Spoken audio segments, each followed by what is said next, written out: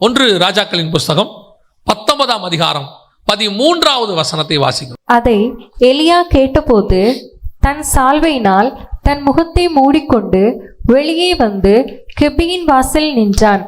அப்பொழுது இதோ எலியாவே, இங்கே உனக்கு என்ன காரியம் என்கிற சத்தம் அவனுக்கு உண்டாயிற்று. இந்த எலியா கர்த்தர் கூப்பிடுகிறார், வெளியே வந்து நில்லு அப்படின்னு சொல்றார். சொன்ன உடனே வசனம் சொல்லுது, எலியா தன் முகத்தை மூடிக்கொண்டு. ஏன் எலியா கர்த்தரை முகத்தை மூடிக்கொண்டு கர்த்தரை பார்க்கிறாரு? எலியா முகத்தை மூடுறவரே கிடையாது. எலியா எப்படிப்பட்டவர் தெரியுமா?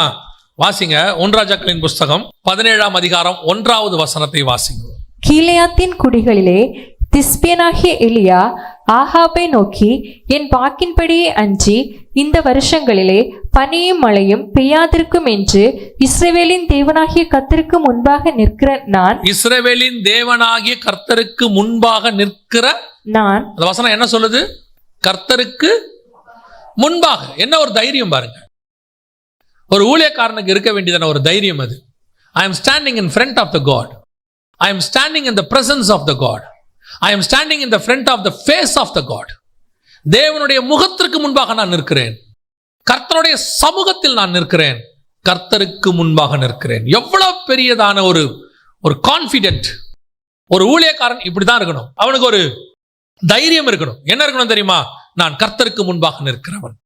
நான் எப்பவுமே சொல்வேன், கர்த்தருக்கு முன்பாக ஒரு ஊழியக்காரன் நின்றுட்டானா உலகத்துல யாருக்கு முன்னாடி அவன் நிக்கலாம்.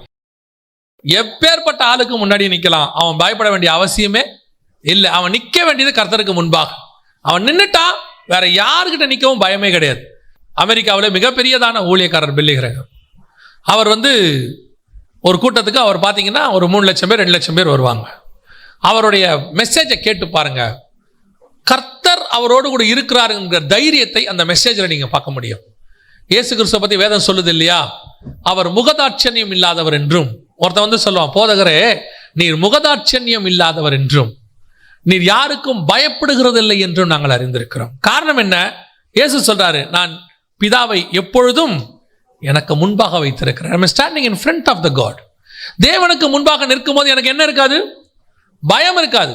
அவங்க எதை குறித்தும் அவங்களுக்கு பயமே. காரணம் தெரியுமா? அவங்களுக்கு இருக்கிற ஒரே தைரியம், I am standing in front of the God. நான் தேவனுக்கு முன்பாக நிற்கிறவன்.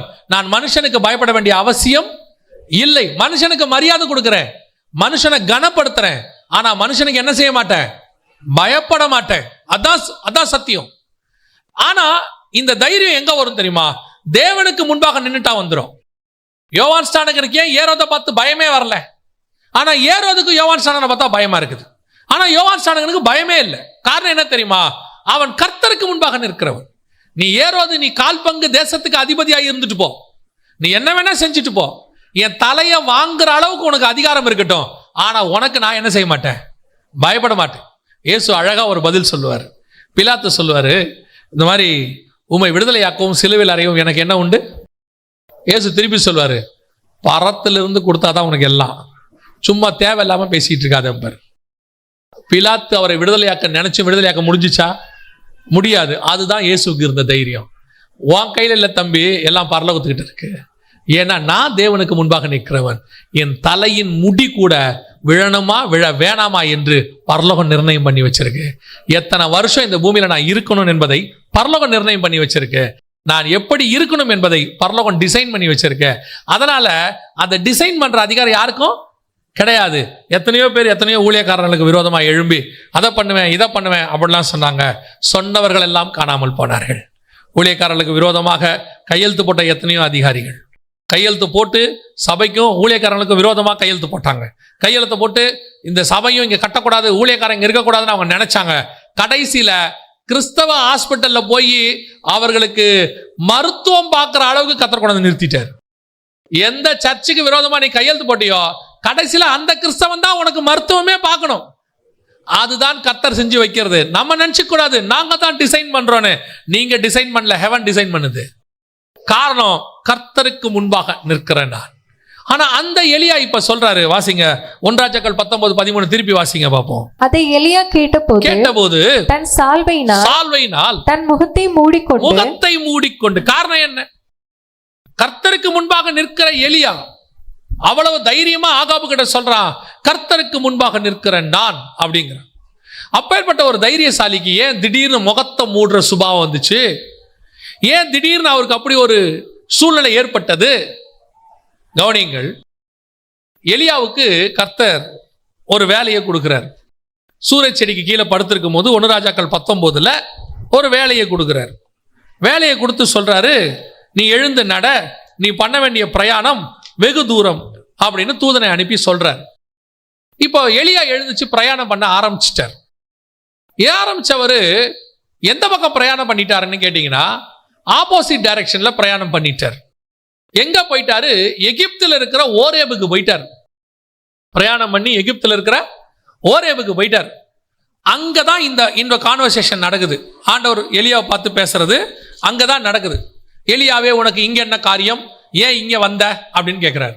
இப்ப எலியா எல்லாத்தையும் முகத்தை மூடிக்கிட்டு எல்லாத்தையும் சொன்ன உடனே கர்த்தர் அவரை பார்த்து சொல்ற ஒரு வார்த்தை இருக்குது பாருங்க. 15வது வசனம் வாசிங்க. 15.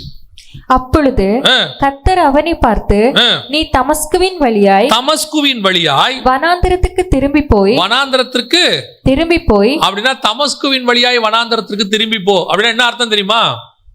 இவர் எகிப்து சவுத் சைடு தென் திசையில ஒரு மலைக்கு ஓரேபுக்கு வந்துட்டார். இப்ப தமஸ்கு எங்க இருக்குன்னா சிரியாவில் இருக்கு. இப்ப கூட தமஸ்கு சிரியால தான் இருக்கு, சிரியா தேசத்துல, இஸ்ரேலுக்கு மேல. அங்க சொல்றாரு, இப்ப நீ எங்க போனோம்? தமஸ்குவின் வழியாய் வனாந்தரத்திற்கு போ. அப்படின்னா என்ன அர்த்தம்? எலியா இரவும் பகலும் 40 நாள் பிரயாணம் பண்ணது ஆப்போசிட் டைரக்ஷன். கீழே வந்துட்டார். எங்க வந்துட்டார்? எகிப்துக்கு வந்துட்டார். இப்ப கர்த்தர் சொல்றார் எலியாவை பார்த்து, நீ ராங் டைரக்ஷன்ல வந்துட்ட எலியா. இப்ப நீ என்ன பண்ணணும்? எங்க போகணும்? ஆப்போசிட் டைரக்ஷன்ல போகணும், நார்த்துக்கு போகணும், சிரியாக்குள்ள தமஸ்குக்கு போ. அப்படின்னா எலியா இன்னும் எத்தனை தடவை நடக்கணும் தெரியுமா? இரவும் பகலும் 80 நாள் நடக்கணும். திருப்பி 40 நாள் நடந்தா அவர் பாதி தூரம் தான் வருவார். திருப்பி அவர் எங்க போனோம்? மேல தமஸ்குக்கு போகணும். அங்க போன்ட்டார் ஆண்டவர். திருப்பி அங்கேயே போ, நடந்து போ, டபுள் மடங்கு தூரம் போ அங்கன்ட்டார். ஏன் எலியா முகத்துல மூடினார் தெரியுமா? காரணம் அதுதான். எலியா standing in the wrong place. தப்பான இடத்தில் நின்று கொண்டிருக்கிறான்.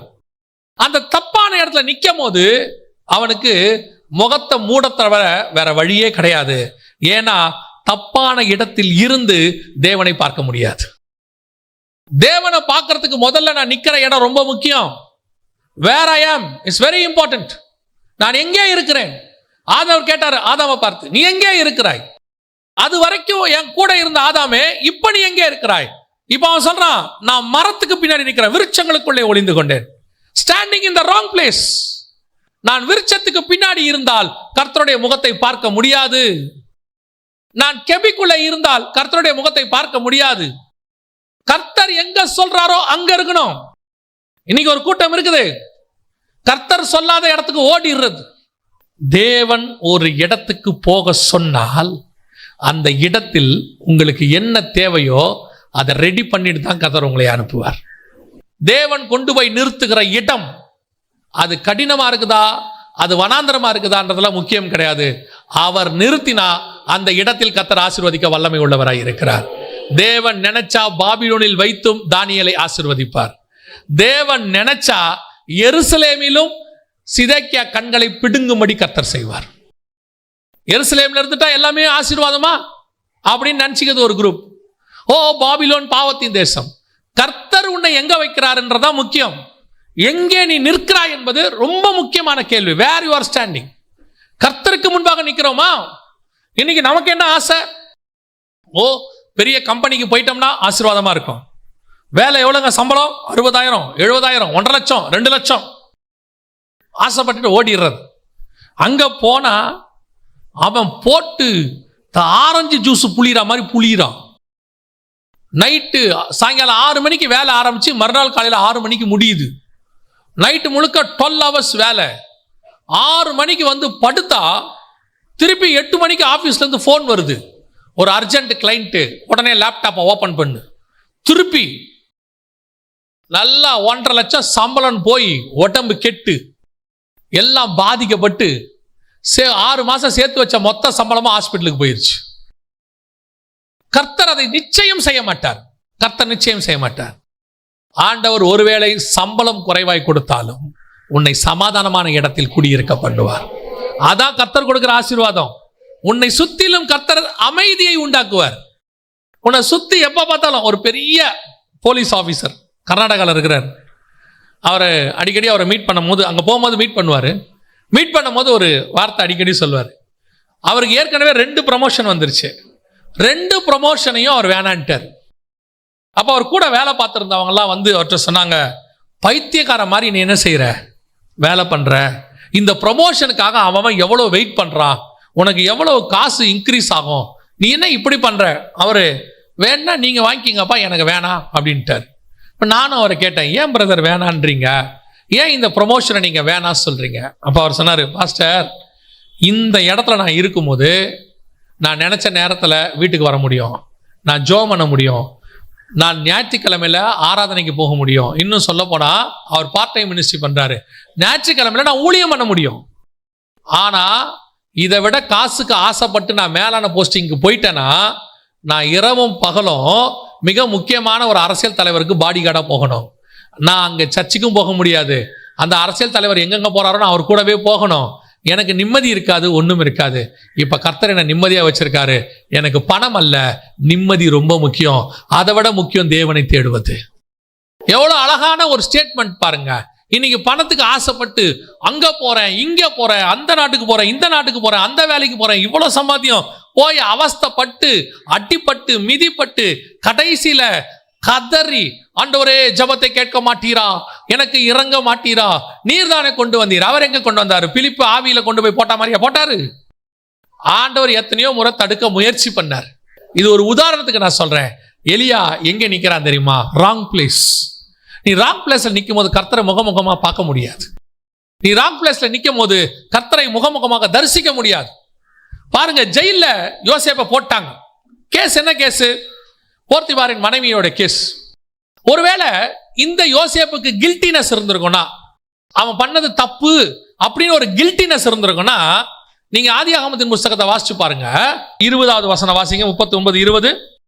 யோசேப்பின் எஜமான் அவனை பிடித்து ராஜாவின் கட்டளையால் காவலில் வைக்கப்பட்டவர்கள் இருக்கும் சிறைச்சாலைகளே அவனை ஒப்புவித்தான். அந்த சிறைச்சாலையில் அவன் இருந்தான். 21வது வசனம். கர்த்தரோ யோசேப்போடே இருந்து. அப்படின்னா என்ன அர்த்தம்?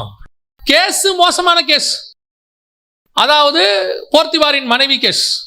என்ன பிடிச்சு உள்ள போட்டாச்சு. ராஜாவும் தண்டனை கொடுத்தாச்சு. கேஸ் முடிஞ்சிருச்சு. இவன் வந்து கில்ட்டி, அதாவது இவன் வந்து குற்றவாளியின் தீர்ப்பு ஆயிடுச்சு. உள்ள போட்டாச்சு.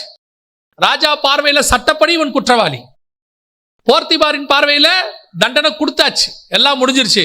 ஆனா யோசேப்போட பார்வையில என்ன தெரியுமா? நான் ஒரு தப்பும் செய்யல, எனக்கு ஒரு கவலையும் கிடையாது.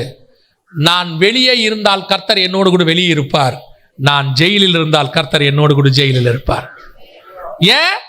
நான் எங்க இருக்கிறேனோ கர்த்தர் அங்கே என் கூட இருப்பார். ஏன்னா நான் கர்த்தருக்கு முன்பாக நிற்கிறவன். எனக்கு கில்ட்டினஸ் கிடையாதுங்கிறான். எனக்கு எந்த பிரச்சனையும் கிடையாது. உங்களுக்கு தான் அது கேஸ், உங்களுக்கு தான் அது என்ன வேணா சொல்லிட்டு போங்க. என்னை பொறுத்த வரைக்கும் நான் போர்த்திபார் வீட்டில் இருந்தாலும் சரி, பார்வோனின் அரண்மனையில் இருந்தாலும் சரி, சிறைச்சாலையில் இருந்தாலும் சரி, கர்த்தர் என்னோடு கூட இருப்பார். Standing in front of the God, அதான் முக்கியம். நாம் எங்கே இருக்கிறோமோ அங்கே கர்த்தர் இருக்கணும். கர்த்தர் எங்கே வைக்கிறாரோ நாம் அங்கே இருக்கணும்.